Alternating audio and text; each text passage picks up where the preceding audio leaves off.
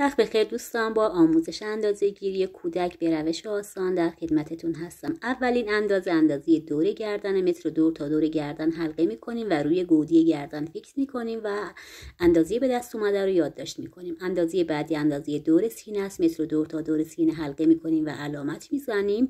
و اندازه بعدی اندازه دور کمره که از قسمت آرنج دور تا دور کمر رو به دست میاریم و اندازه به دست اومده رو یادداشت میکنیم.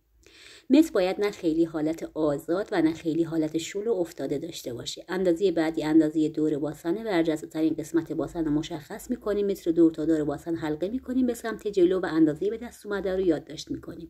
اندازه بعدی اندازه دور بازو، برجسته ترین قسمت بازو رو در نظر میگیریم. متر رو حلقه میکنیم و اندازه رو یادداشت میکنیم. اندازه بعدی اندازه دور مچ که به دو روش اما اندازه دور مچ رو به دست میاریم. اولین روش برای آستین های ساده است که میایم و متر رو روی برجستگی قسمت انگشت شست در نظر میگیریم و دور تا دور حلقه میکنیم و اندازه میزنیم. اندازه بعدی دور مچ هستش که ما متر رو دور مچ قرار میدیم و اندازه میزنیم. متر رو روی نزدیکترین قسمت سرشانه به گردن قرار میدیم و به ترتیب اندازه بلندی سینه، کمر و باسن رو به دست میاریم.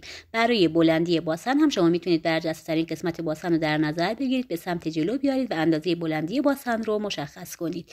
اندازه بعدی اندازه سرشانه است که از افتادگی یک سرشانه تا سرشانه بعدی رو ما مشخص میکنیم و اندازه به دست اومده رو یادداشت میکنیم. اندازه بعدی هم اندازه آستین هستش که ما حالت خمیده دست رو میگیریم و اندازه به دست اومده رو یادداشت میکنیم.